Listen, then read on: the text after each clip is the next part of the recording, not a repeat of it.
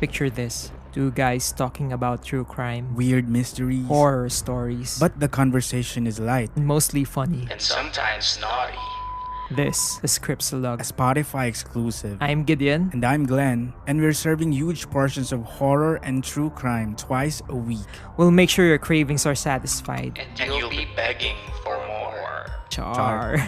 Check us out. This is Scriptsalog, available exclusively on Spotify. Hi, this episode is not suitable for everyone. Parental guidance is advised. We are Bunk Collective.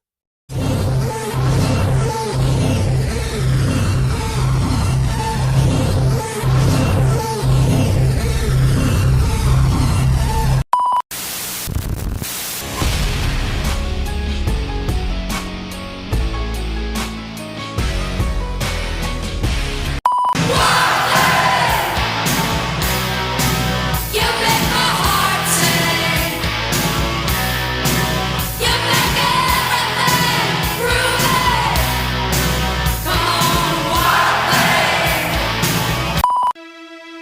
Welcome to your Unfiltered Wrestling Podcast. And this is the MTV Show Podcast, a wrestling podcast.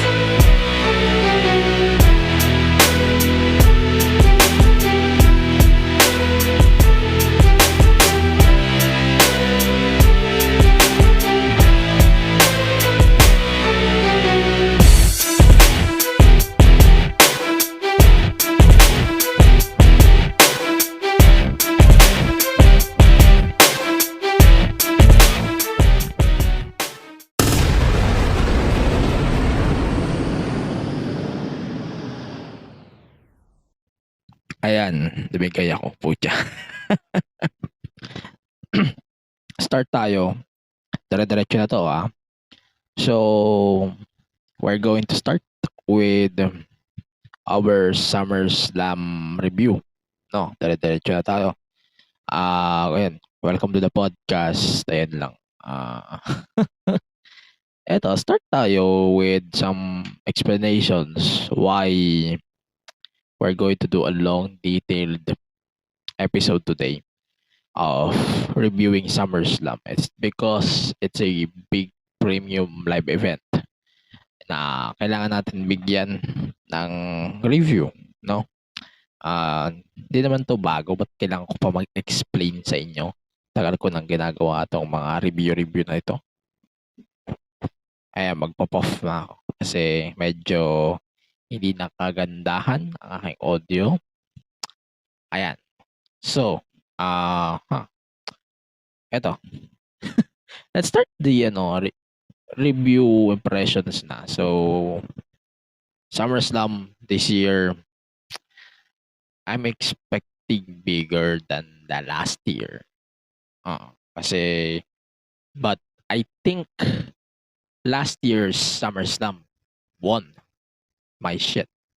Main event alone of last year's SummerSlam slapped this whole card. Merong ibang matches, siguro ibang matches na sa tingin ko, ano daw dito, nagpa-impress sa akin in any way, in many ways, no? Pero hindi pa din eh. Siguro parang hindi talaga impressive yung pag-present overall ng card na to. But yeah, start tayo with Logan Paul versus Ricochet. I'm expecting Logan Paul to win here, which is great. Kasi dami na rin talo ni Logan Paul since he started competed in the WWE. And that's possibly his last match for now since he will compete in a boxing match in October. Then, ano pa ba? Details na ilalabas natin. Yan. He will compete in a boxing match this October. Yun naman. The match versus Ricochet, I'm really impressed with Ricochet. Yun. Props muna natin si Ricochet. Ricochet was so good. And, pero, hindi naman madami pwedeng i-point out dito. The match was so good. parang sinabayan ni Logan Paul si Ricochet because both of them can go, man. Logan Paul specifically, parang there's something in Logan Paul na makikita mo talaga in a way na Logan Paul proving himself to the WWE, into the WWE universe. Like, kung naiisip mo yung mistakes ni Logan Paul before, siguro, with his run in the WWE, mapapaisip ka. Ganun nun. Pero I gave it a lower score. It's because of the finish, what we want, what we got. No? Logan Paul, tao dito, Logan Paul holding a brass knucks, then knocking Ricochet out, then ayun. Di nakita na referee, very typical heel move, and they got the pin. So Michael Cole himself said that was a great match-up, but the ending sucked. But yeah, I agree. The match was so good, and that ending was suitable. Sobrang suitable to for a heel like Logan Paul. So, yeah, I think that was so good. Ang problema ko lang talaga, the ending, but it makes sense pag pinag-usapan natin kung gaano ba ka-heelish si Logan Paul. But regardless, that was so good. Yan talaga, masasabi ko. Sobrang solid nito. Okay, continue. Ayun, alam niyo naman, napakadami ng commercials ng WWE, no? Ito, continue natin sa Brock Lesnar versus Cody Rhodes. Hindi ko in-expect yung ending niya. Hindi ko in-expect that they're going to shake hands and Brock giving Cody a acknowledgement and a pass basically to finish his story. Parang ganyan. Sawag-sawa na ako sa finish the story na yan eh. Pero yeah, the match, Cody Brock, I think that was okay. Okay lang. Medyo I'm going to say this ayos lang to. Ayos lang tong match. I think the first match was the match for me between Brock and Cody. It's like, screw it. Let's finish the feud and let's respect na lang kung sino yung mananalo. Ganun, no? And yeah, but regardless, Cody, Brock, ito, medyo confusing sa akin yung first minutes of the match because I don't know it's Brock or Cody, but either one of them introduced steel steps kahit hindi naman ito hindi siya no DQ match. Na-confuse na ako. But may stairs? Di ba singles match lang to? Then, ayun, na-realize ko na, yeah, it wasn't a no DQ match. And wala rin stipulation, no? Pero, yeah. Kaya natatawa ako. Cody hit Lesnar with the stairs and the referee didn't see it. Ang impression ko lang on that part, kala ko may isasagwa pa yung mga AEW officials no?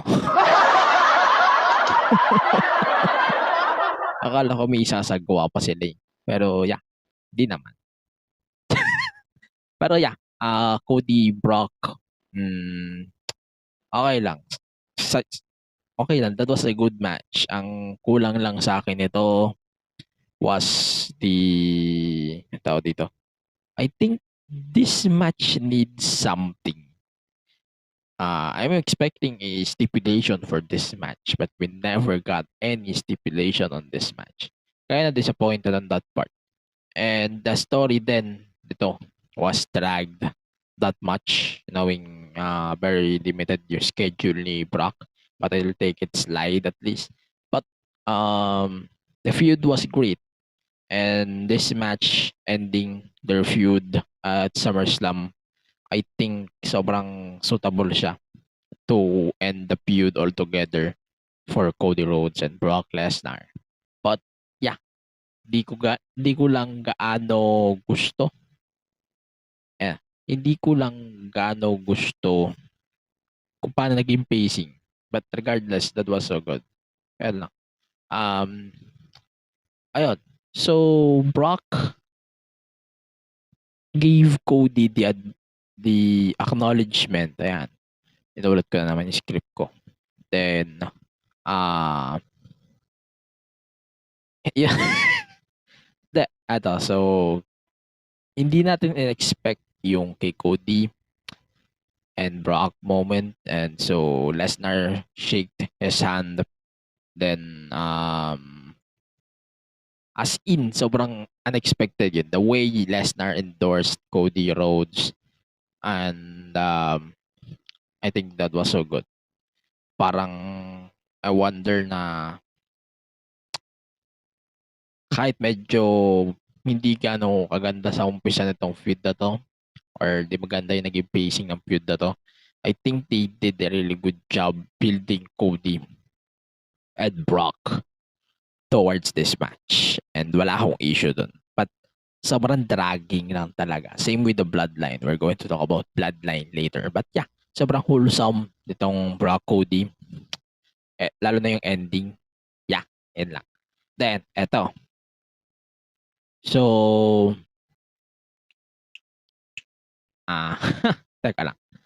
So, let's talk about the Slim Jim Battle Royale. So, wala akong issue sa ads, Linawin natin, Wala akong issues when it comes to advertisements and tawag dito. Sponsors taking over the shows, no? Wala akong issue dyan. As long as WWE is giving or getting that bunch of or sandabakbak na pera, no? Wala akong issue dyan. If WWE gets the money, no problem. But I have one issue. Broadcasters, I wish lang na, for example, Disney Plus, WWE should introduce a editing team where they can edit the some mentions. Hindi naman some mentions, yung mga unnecessary mentions. But the rest, wala akong issue. No? Wala naman akong issue doon sa buong show na to. Yeah. Continue na nga natin. Sana tayo? Itong Slim Jim Battle Royale, sobrang focus to sa sponsors, no? But yeah, wala akong issue dito as long as sponsors giving WWE ton of money. Wala tayong issue dyan. Ulitin lang natin, para malinaw sa inyo. One issue lang that I noticed was on how broadcasters is presenting this. WWE Network and Peacock is di naman nagbablock nito, no? No choice na rin si Disney Plus. Kaya di na rin siya nagbablock ng ads. Then siya rin nagbablock ng ads since today or since Night of Champions. Royal Rumble, sobrang lala ng blocking nila ng ads, no? But yeah, LA Knight winning this Battle Royale is, yeah, so good. Parang feel good moment ito of the night. That was a big moment for LA Knight. And obvious siya. Yeah, it's a way na obvious. Pero may sense din naman na hindi ko rin iisipin if LA Knight lost this match. But for someone like LA Knight, he deserves wins like this. So parang ang smart talaga. Like Sheamus fighting LA Knight Then days later, they will compete and final two pa sila ni Sheamus and ni LA Knight. So parang incredible talaga, no? Parang they're putting something in Sheamus' head. And now Sheamus will compete on Edge's 25th anniversary match next week on SmackDown. We'll talk about that later. But yeah, LA Knight winning this match. I'm so happy with this. And yeah, the match was good. The match was so good. Okay, continue. Shayna Baszler, Ronda Rousey, MMA rules. But first, let's talk about the changes, no? Dire-diretsuhin na natin yung changes. So, from this week's Raw, we got some changes like on the commentary side, no? Michael Cole and Wade Barrett is now commentating Raw. Then, on SmackDown, Kevin Patrick is now leading SmackDown with Michael Cole and Corey Graves on the team. Hindi, ang lead by play-by-play kasi ng SmackDown was Kevin Patrick based on this week's episode of SmackDown. So, it makes sense. Pero, hindi ko pa din gusto si Kevin Patrick. Yeah, continue natin. Mamaya natin gigisahin si KP dito sa show. No? Mamaya. I save it for last. Continue natin. MMA rules match.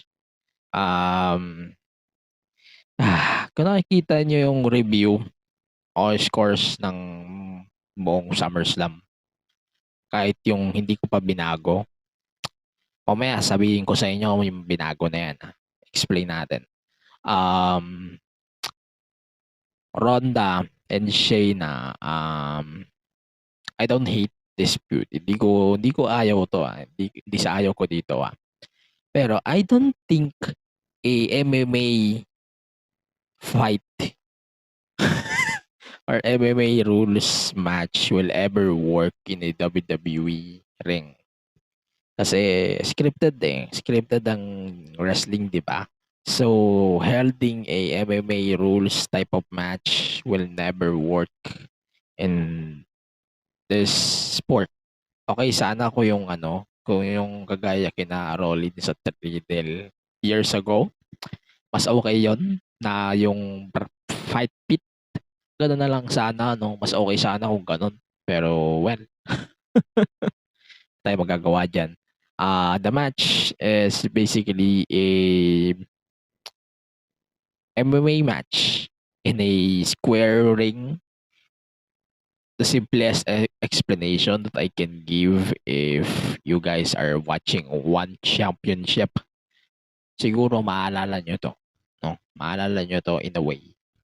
Ganon ang MMA match na to. So basically, Ronda tapped out on Shayna. She passed out. And yeah, that was one of the disappointing matches of the night. And easily the biggest disappointment of that night. So yeah. Hindi siya interesting talaga. And isa pang problema ko with this match, hindi kasi clear kung sino yung face at heel. No? Hindi siya clear towards the whole build-up. As much as I want Ronda Shayna feud, but this match and how they folded this feud, parang hindi siya klaro. Kung sino ba yung face, kung sino ba yung heel. Hindi rin ako sigurado eh. Towards the whole build-up, wala. Sobrang confused ako. Si Shayna hindi rin face eh. I turn lang siya this week or after SummerSlam. Yan lang yun. But yeah, this is definitely the match I think people didn't care about. Kumbaga, yung naging peace break match ng lahat. But yeah, okay lang. Then let's continue with the Intercontinental Championship match between Gunther and Drew McIntyre. Let's keep in mind that on that night, Gunther is only 32 days away from becoming the longest reigning IC champion of all time. So, by the way, losing to ano ito, losing to Chad Gable on a IC title match somewhere somehow would build a great opportunity for WWE not only to establish Chad as the future, kung hindi para madala na sa main event scene si Gunter. Kasi, di ba, medyo nagdalak na tayo sa main events. Kasi Roman, di natin alam kung kailan pa siya babalik after SummerSlam. We will discuss that later. But Drew versus Gunter, this match was good. Was so good. Very technical. Pero hindi siya special. Hindi siya special for me. If you're thinking about one special match involving both of two, mas pipiliin ko pa yung WrestleMania. O kaya yung Clash at the Castle nila Sheamus at ni Gunter. I think that match was better than this. Easily better than this. But yeah, hindi siya masama. I think lang na hindi siya I don't think lang na kailangan ni Drew ng win over kay Gunter, and I don't think Gunter will gain more on Drew McIntyre either. But yeah, the match was so good, very technical. Ito, Seth versus Finn Balor for the World Heavyweight Championship. Point out na natin, very straightforward. I'm okay with Seth retaining here as much as I want Finn Balor to win the World Heavyweight title, but it makes sense for the continuity of the Judgment Day shenanigans, no? Continuity kasi noon ang iniisip natin. Kaya may sense siya in the long run, for me at least. Teka lang, check ko yung script ko. Ano ba? So, Finn Balor lost to Seth. Ang daming flashbacks itong match na to as usual. Dami din mind games. So, Seth Rollins weared the vest when he competed against Finn Balor at SummerSlam 2016. Then Balor had the World 7 on his right arm na in-injure ni Seth years ago. Then, ayun na nga, we got the match. We got the same 2016 pacing. But I think mas safe na siya. But yeah, the match was good. And Damian saving or interrupting the whole thing was the icing of the cake here in this match. And then, yun na yan. Parang they're building something at only to Finn Balor, kung hindi rin kay Seth, kung hindi sa kay Damian, specifically kay Damian Priest and the whole Judgment Day as a whole. But yeah, I think na this match was outstanding, really solid. Maganda na rin kasi yung story between Balor and Seth. Hindi rin naman kailangan ni Balor ng win over Seth. Para mag-progress kasi yung story ng Judgment Day, they need to let Balor lose this match or the other matches of this feud. So it makes sense. Ito, easily na to. Mas maganda na to kaysa sa match na lang ng Money in the Bank. But, yeah. Yun lang. We got this Seth and Damian Priest, and I think we're going to get that match down the road, or maybe that cash in down the road once na alisin na si Damian sa Judgment Day. So anything is possible at this case. Yeah. So wait lang, I have to drink. Okay, continue. Women's title, Asuka versus Charlotte versus Bianca Belair. Triple threat, obviously. That was so good. Then let's face it, the match, easily the better women's title match of the night. Not the best, not the worst, but I think this is better than Ronda versus Shayna. Like 5 minutes of this match already better than that.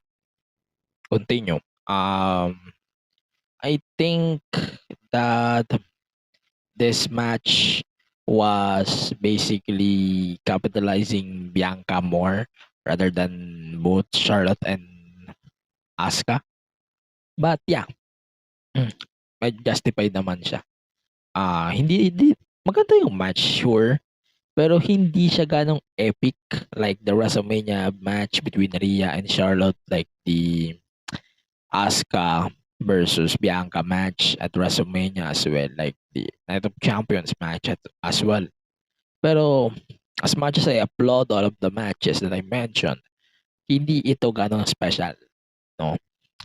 But yeah, regardless, the match was so good, pero hindi siya uploadable easily. Yeah. Then Bianca Belair celebrating her win. Here comes IYO SKY. So IYO SKY cashed in her Money in the Bank briefcase on Bianca Belair, and she walked out as the new Raw or Women's World Champion or Women's Champion. Medyo confusing kasi yung pangalan. Pasensya na. And then, so she cashed in her briefcase after that match with Bailey in tow. Then after the match, we saw the return of Dakota Kai on TV. Yeah, so she confirmed on her live stream na tinawagan siya 1 p.m. Eastern Time that day. Then, ayun, bumiyahe siya. During the match, she had to keep or magtago para surprise talaga yung pagpasok ni Dakota Kai towards the whole segment, and that was a really good moment of that SummerSlam in general as in. Then hindi naman siya rating, yeah. Hindi ko na siya ni-rate, but yeah, I think IYO SKY deserves this. Pero yeah, Money in the Bank, I think this is easily one of the biggest pag-capitalize sa career ni IYO SKY. And yeah, I hope na mag-grow pa siya sa WWE, sa Fed. Yeah, yun lang. Then, ito na. Main event. Yeah, ito na. Main event, Roman Reigns, Jey Uso. We're going to address a lot of things in my chest here. First thing, the stipulation of the match was tribal combat. Per the episode of Raw or SmackDown, the match is basically a no DQ, basically a gimmick match. And per Michael Cole, wala daw dapat mag-interrupt ng match na to. Medyo ang impression ko sa match na to, sobrang storyline driven lang talaga tong match na to. Wala akong pakialam sa naging match nila. Medyo nakaka-drag na din yung feud na to.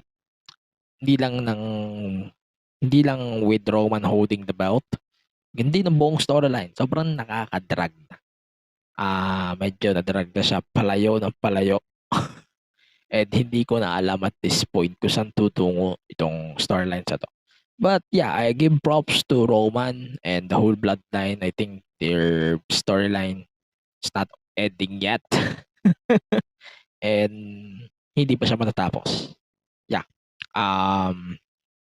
Main event, medyo lengthy siya. Medyo ang match kasi na to, umikot to sa naging revolution or sa evolution ni Jey at ni Roman as the tribal chief and the main event Jey Uso, respectively. Ang gusto ko i-tackle dito was the good and bad things about this match. Good thing, it's very given that Roman is definitely losing. Good thing. Roman is definitely retaining here. Very obvious. In any way. Pero hindi ko in-expect that Jey Uso or Jimmy Uso will return on the scene, and he decided to attack his brother Jay and screw him out of the title. Then spear by Roman Reigns, 1, 2, 3. Yeah, very cliched, you know. But yeah, it justifies kung paano magde-develop yung storyline between Roman and the Usos. Pero questionable pa din sa akin, why we're still dragging this storyline, man? Gusto ko malaman why they are still dealing with this. I don't hate how the storyline works now. It's on how they're dragging this shit, and they're planning to extend this until WrestleMania or Survivor Series. They're dragging this story too much, and everyone is kind of sick of it. And WWE doesn't care about it, just like some writers sa GMA, sa abot kamay na pangarap. Yeah. Number 2, isa pang problema ko, like what I said, kung paano ko in-explain yung rules. Medyo medyo confusing. Yeah, the rules is rules, pero hindi siya gano'n na nag-workout based on the stipulation that they have. It's basically a no DQ match in a storyline driven match. So basically that's it. Yan lang yan. Then ano pa ba? So ano pa ba? Ang disappointing then for me that this will be the first Roman Reigns televised title defense after 4 months. Yeah, very good. I'm still disappointed on that scheduling, but yeah. The whole match was fine, but I think the story on how they're presenting this dragging storyline, parang tawag dito, nadadrag na siya masyado sa kung saan. Hindi na natin alam kung maganda pa ba o hindi yung build ng match na to. Parang it's kind of disappointing, and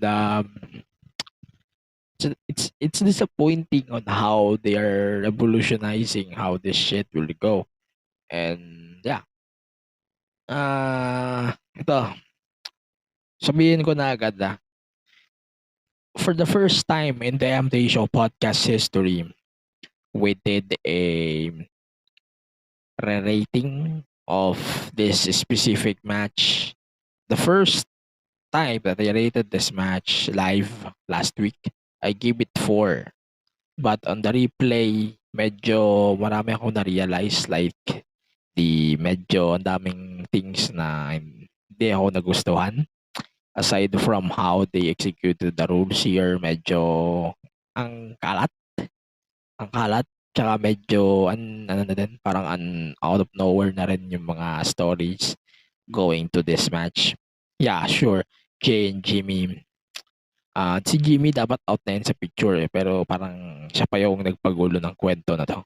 But yeah, let's see what's going to happen pa. But for now, on how they presented this, medyo binabaan ko. And the match itself was a little bit too much. So yeah, I'm going to say na hindi ko sasabihin na mas solid to as the other matches of Roman, but may solid parts naman siya. But I don't think that I really love this. And it's very given naman that Jimmy will cost Jay his title because of jealousy. ganun na yan, diretso na yan. And at the same time, medyo nadadrag out na din itong storyline ng Bloodline. I wish they can finish this by Survivor Series because I don't and everyone doesn't want a WrestleMania 40 na umiikot sa buong Bloodline. Like, screw this shit. As much as as much as I want to disguise this feud or despise this feud, medyo nag-expect na ako eh. If by WrestleMania 40, hindi si Cody ang kalaban ni Roman for the belt, then we might getting Roman versus Solo for WrestleMania. Then yung four-way na ang tagal-tagal ko nang ini-speculate dito sa show, like 3-4 episodes ago, mukhang sa Survivor Series siya mangyayari. And I'm fine with it because they're building a warfare na dito eh. Basically, they're building a warfare between the whole bloodline. And ewan ko, if it's fine with me, and basta I don't care na muna. I am going to hold my grudge when it comes to the bloodline. Medyo dragging na talaga yung storyline ng bloodline. Ito, isa pa. I want to address the elephant to the room. Sinabi ko sa Casey just days ago that as much as I love the idea of Cody Roman at WrestleMania 40, pero hindi ko rin gusto na si Cody yung manalo ng Royal Rumble back to back. Why? Wala eh. Nawala na yung momentum ni Cody. As much as I want Cody to win, parang wala na. Back to zero na siya. Parang the matches is not that enough to justify why we should put Cody back to the Royal Rumble, or I guess let Cody win the Royal Rumble back to back. The only thing would justify it is by Cody winning the Rumble by number 1 or the lower spot. Basta hindi 30. Putang na 30 yan. Basta yun. The match is kind of draggy. Cody is lurking with the belt. It's not over yet. Pero ito, isa pang subject ko bakit medyo nagdadrag na ako dito sa storyline na to. Cody. Solo versus Roman would be the perfect icing on the cake on this whole bloodline story. It's because number 1, they're establishing new name here. Nag-establish sila ng bagong pangalan dito. And number 2, they're establishing a new era for the Anoa'i family. Wala na akong pakialam sa kung paano nila i-present yon. Basta I need to see Solo beating Roman for the belt at WrestleMania. If hindi si Cody, well, Solo is definitely the favorite for me na magde-dethrone dito. Yeah. So, medyo confusing pa din kung bakit nag-screw si Jimmy Uso kahit yung episode of SmackDown di siya klaro. But, yeah. Wait lang. Medyo draggy pa din nung storyline na to, the buong bloodline.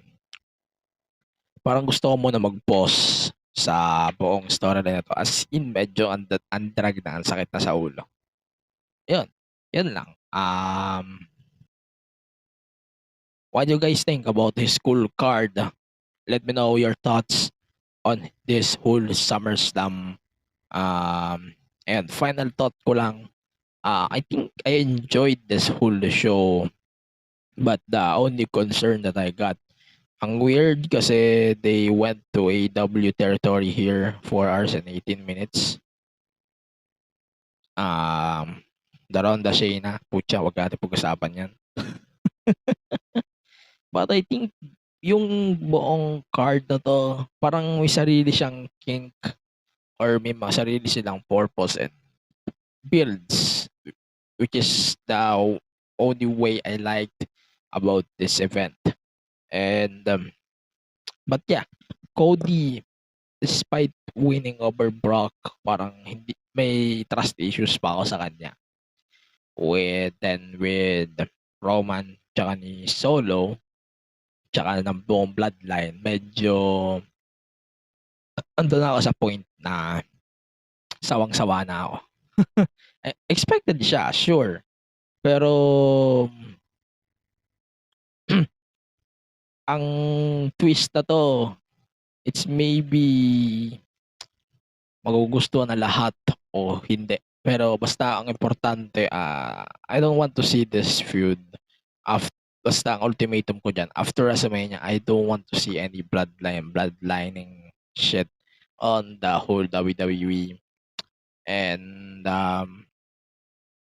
but yeah, a little bit too much for limited Roman matches. And sobrang draggy na rin ang storyline na to. But yeah, LA Knight and IYO SKY getting their respective moments is just amazing, and it's just a memorable night or lucky. Despite the whole luckiness of this whole card, I think those two really deserve their respective wins at this year's SummerSlam. But yeah, predictability. Hindi naman siya sumasapak sa akin, pero yeah, sometimes predictability works, sometimes it don't. Yun lang. So, susunod na araw, bigyan ko nga kayo ng recap on how I rate the whole WWE cards and AEW for the past year, no? Para lang ma-update ko kayo kung paano ko nire-rate so far yung lahat ng cards for this year, premium live events and pay-per-view. Siguro bibigyan ko kayo ng summary for the every PLEs that I gave, no? But yeah, yun lang. Let me know your thoughts on this year's SummerSlam. I'm really looking forward for the next PLE, and I cannot wait to see more of ang tao dito.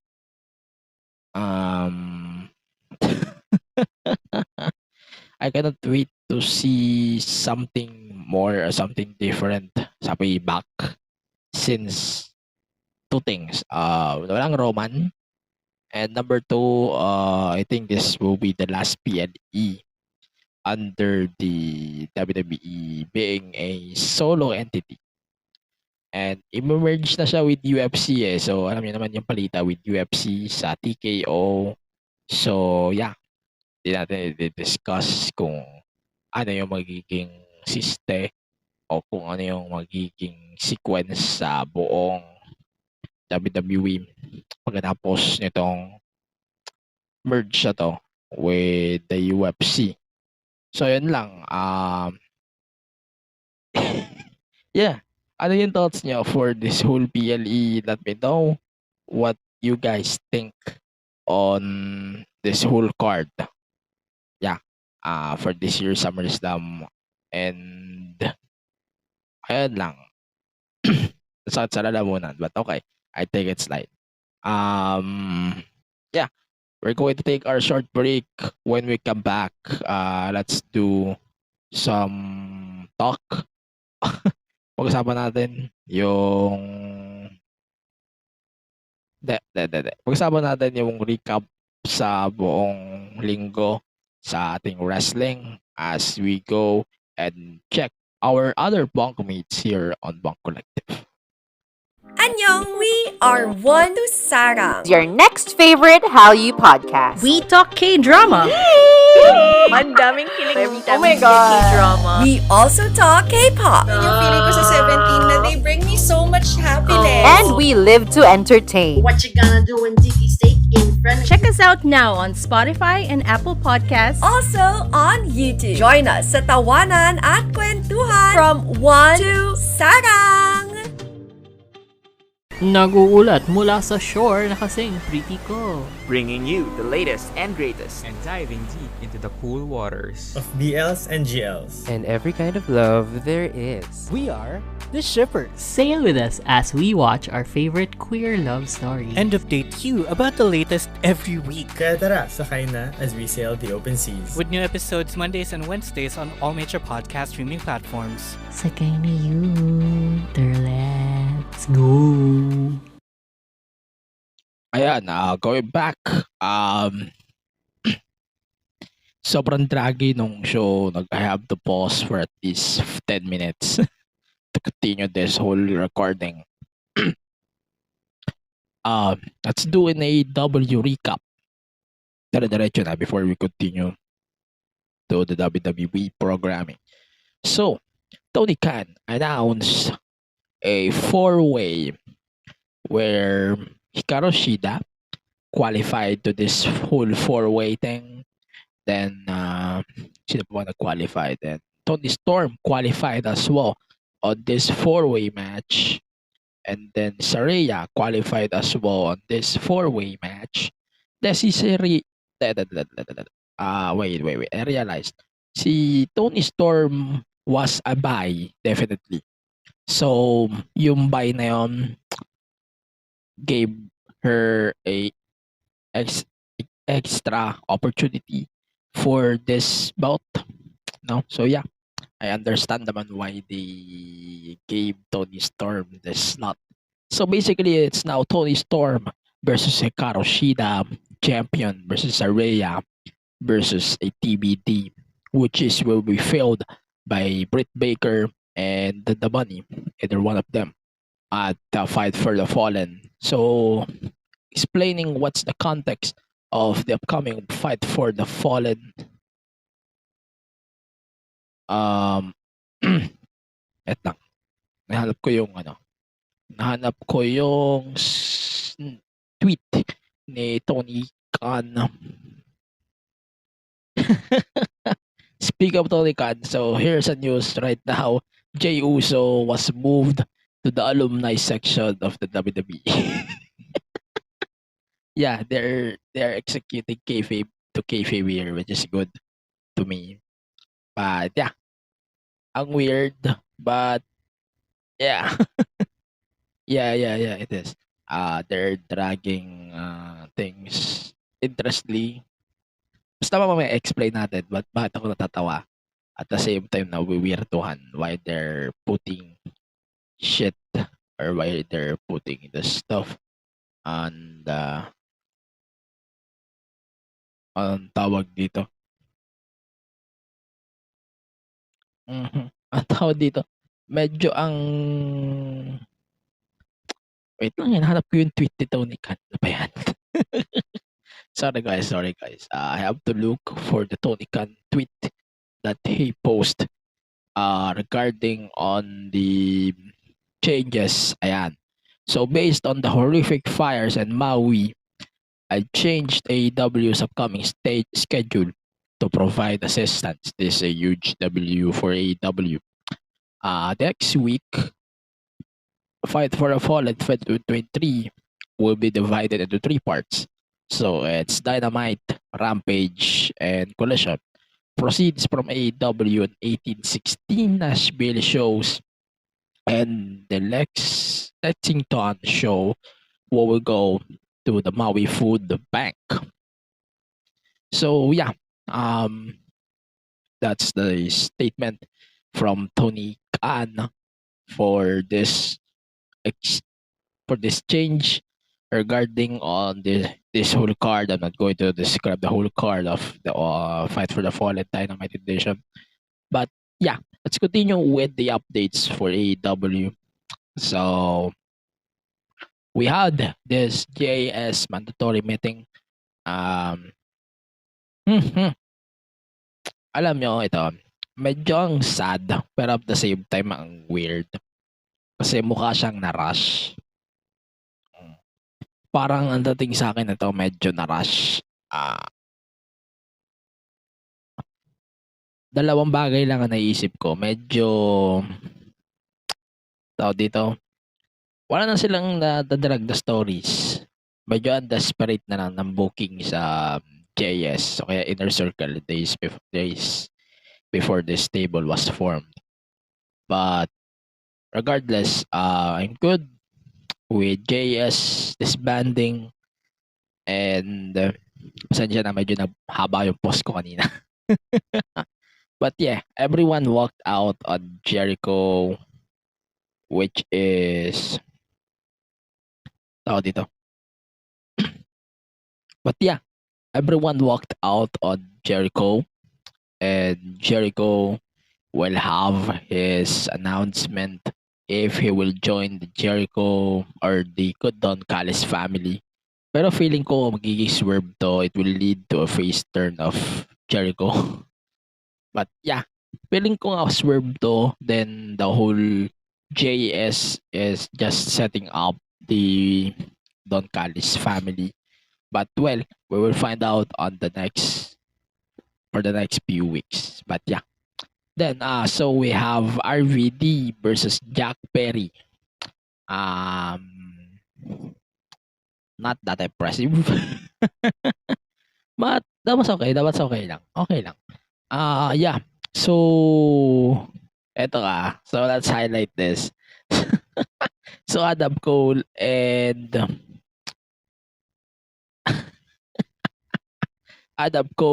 MJF wants a shot for the ROH tag team titles against Aussie Open.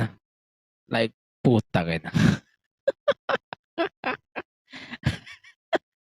Then, ay nako. Pero ewan ko, parang they are creating more interesting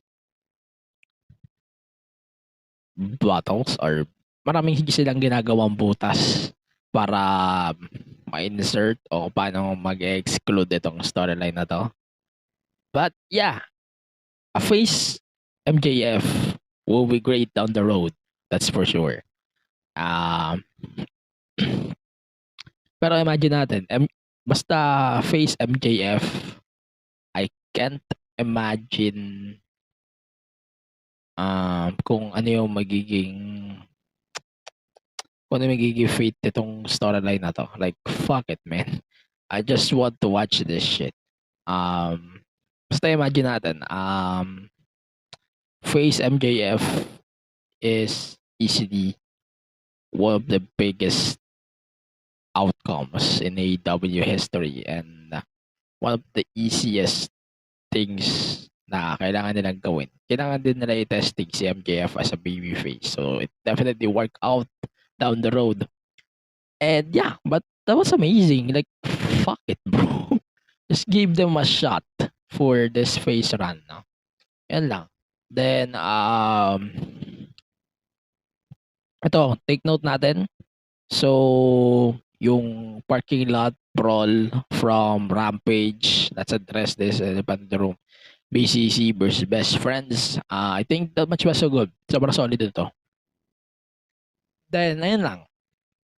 Main event, Shida defended the title over Anna Jay. Not bad. Pero okay. So, address lang natin ito, ha? Di po ako mag-homophobe dito sa lines na to. Susunod ko sasabihin. Okay. Okay. Wait lang. TK is putting two women's title matches 2 weeks in a row, no, sa Dynamite, sa main event.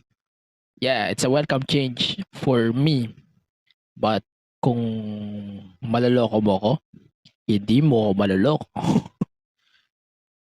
Ganon pa rin kabasura yung women's division ng AEW. Baka totoo na tayo. Putangin. Yan lang.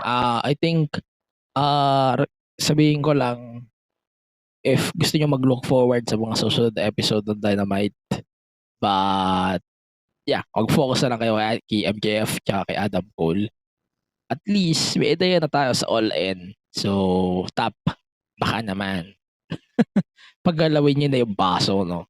So, yun lang. Updated cards for Double or Nothing. So, Aussie Open versus MJF and Adam Cole for the tag titles for the pre-show by M.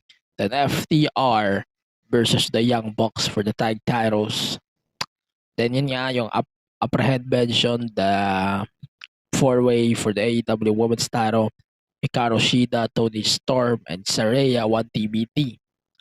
Then Darby Allin and Sting versus AR Fox and Swerve Strickland, Mogul Embassy, in a tag team coffin match. Then MJF versus Adam Cole will fight for the AEW title in the main event.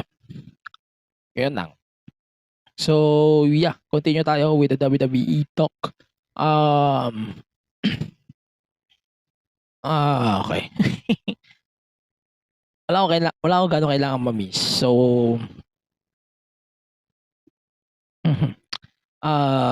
ito, bonusan nga natin, Kevin Patrick is basically the new voice of SmackDown, and ayan, Michael Cole is just a display and bonus.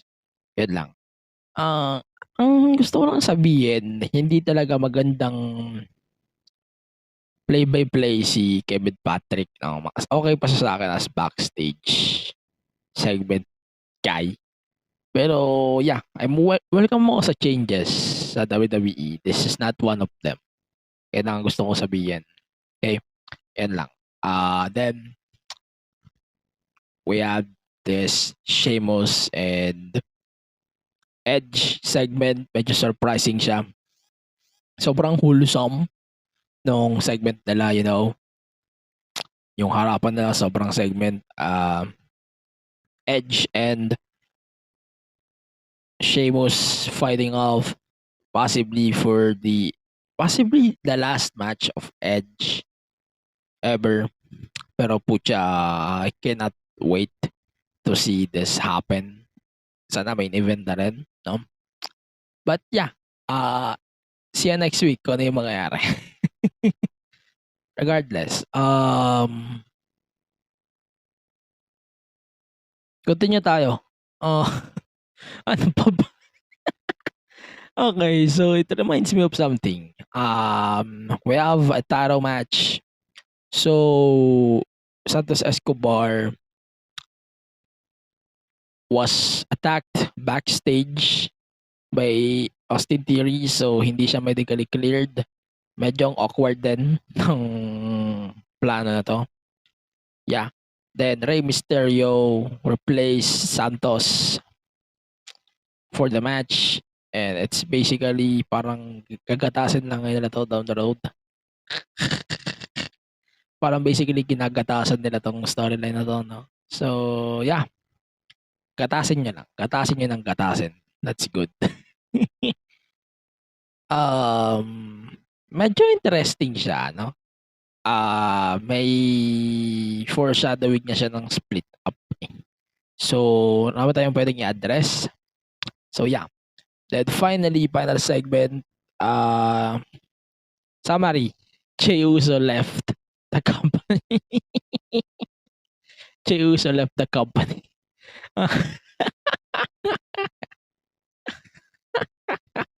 Medyo ang weird kasi napapagod na rin ako sa storyline na to.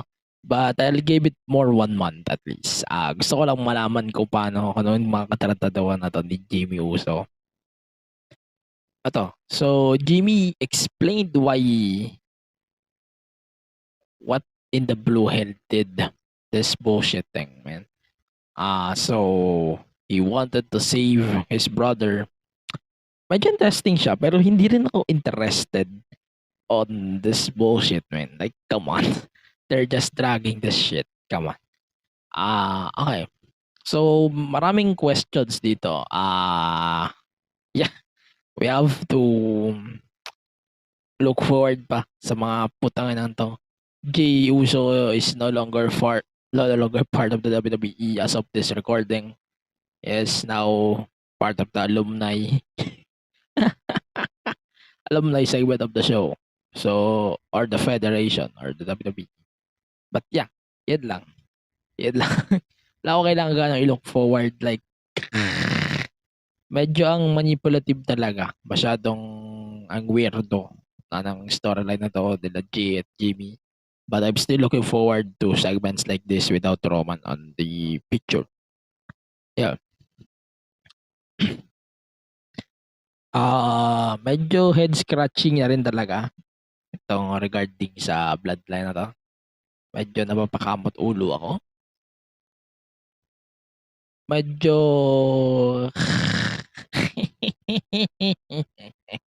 madami pang kailangan i-realize si WWE regarding on this build up papuntang payback on September.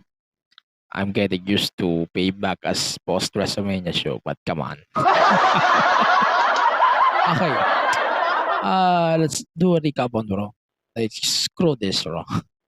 So we had the four-way Ricochet, Gable, Matt Riddle, and Tommaso Ciampa. Chad Gable won the four-way, and he will fight Gunter for the Intercontinental title down the road. That was amazing. Yun lang. Then we had the Shinsuke Nakamura heel turn. Yeah. Yun lang. Hindi siya ganong noticeable. Pero yeah, 2 to 3 PLE matches between Seth and Nakamura will be great for me. And it's so nice to see Kofi Kingston back to the Fed, which is a good thing to me. Will always be a good thing to me. Yun lang. Then, move na tayo sa NXT real quick lang. So, the first 3 minutes of this episode of NXT was commercial free. Same with Raw having 1 hour commercial free. Medyo nasisinga na ako, buisit. Ayun. So, the whole card was okay lang. Let's focus on the main event na lang and some matches pa. So, okay. So, ano ba? Putang ina, iniisip ako dito eh. So why we're having 2 Heritage Cup champions again? Medyo confusing. Ba't 2 champions na naman tayo? Puta. Parang ang gago eh. Basically, they are ignoring Nathan Frazer. I don't know. Still stupid on why they're ignoring. Bakit nyo ini-ignore yung title ni Nathan Frazer? Like, puta. Ang gago. Basta ang gago. Puta. Nagagaguan ako sa booking na to. So, basta yun. Then, Ilya Dragunov versus Trick Williams is set to fight on Heatwave August 22. It's a special episode. Yun lang. Then, wala na tayo ganun kailangan mamiss sa buong episode na to. So, Dominic defeated Dragon Lee on this episode of SmackDown, which is always nice to see. Imagine Dominic Mysterio holding the ratings for NXT and bring NXT to the higher levels, which is always be a good thing for yours truly. Yan lang man. Wala naman tayo kailangan i-recap pa on NXT. Kailangan na rin natin tapusin tong episode na to as we go to our picks of the week. Wala naman ganun thoughts. Ay, pasensya na pala. Heads up. Di ko na drag yung questions kasi wala rin mga bagong questions. Pero yeah, I'll try to answer that next week's episode. Since medyo plakado na yung episode na yun. Medyo maikli lang yun. Kasi I have to leave early. May ano kasi ako pupuntahan. I have to go to a team building next week. So, probably maikli lang yung episode na yun. So, please bear with me. Okay. So, picks of the week. Our superstar of the week here. It's a hard pick.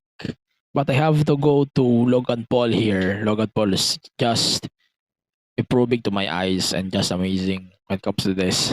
Then, isa pang pick was Seth Rollins, definitely. Tsaka si Jey Uso. One pick din, for sure, sa ating woman of the week is, wait lang, I have to update my lista pala. Hindi ko na na-update yung listahan ko when it comes to this segment. Hindi ko na siya na-update. So, I'm sorry for that. Almost week 30 na ata tayo. Dami nating weeks, no? Hindi natin gano'n na-update yung picks of the week natin. So, I have to update this. I apologize for not updating this shit. Last update pa nito was July 21.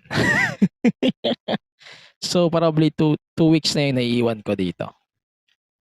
29. Okay. Basta yun na yan. Mamaya balikan natin. So, woman of the week natin this week is definitely IYO SKY. Match of the week, Seth versus Balor from SummerSlam. So, yun lang. Yun lang kailangan kong ibigay sa inyong information regarding on that sequence sa buong this week dito sa podcast. Yun lang. So, follow the podcast on all of the social media platforms. Facebook, Twitter, or X, Instagram, Twitch, Threads, TikTok, and on our YouTube at the MTG Show Pod. I'm still confused on Twitter and X, but yeah, screw Elon. Then, also follow the podcast on all of our social, syempre at the MTG Show Pod. YouTube, please subscribe. Paki-subscribe naman youtube.com/at the MTG Show Pod. Then, don't forget to donate and support the podcast on our Patreon at Gank. Patreon.com/the MTG Show Pod. Grab na. Gangnow.com/the MTG Show Pod. Then, ayan. So, for more podcasts, of course, visit our website, abangph.com. At pakisupport ng ating Bong Collective shows sa Bong Collective. Lahat ng shows ng Bong Collective, you can check out Slick Masters episodes for SummerSlam then, as they recorded an episode after of the viewing party sa Hobby Stadium. 2-part episodes yun. I think both of the episodes are now up on Spotify and the rest of the podcast platforms. Then, please pakisupport din, pakisali din kayo sa ating Discord community as we share some exclusive juice and stuff on our nasa description na ng episode. Then please rate the podcast 5 stars, 6 in Tokyo Dome. And ayun, please paki-follow naman ako sa Twitter, sa X, sa Threads, sa Instagram at AG Pinera. Please support FWF as always on Rock of Manila every Mondays at 9 p.m. Road to Fate next Sunday. I'll be there. Then FPW, their next show will be on the 27th. Kung gusto nyo manood, you can check all of the tickets on Ticket to Me for both shows, FPW and MWF. Yan lang. So for now, stay safe, stay wrestle. See you on the next episode of the podcast. We're out. Bye-bye. Bye-bye. Please rate the podcast 5 stars, 6 in Tokyo Dome on Spotify and Apple Podcasts. We are Bunk Collective.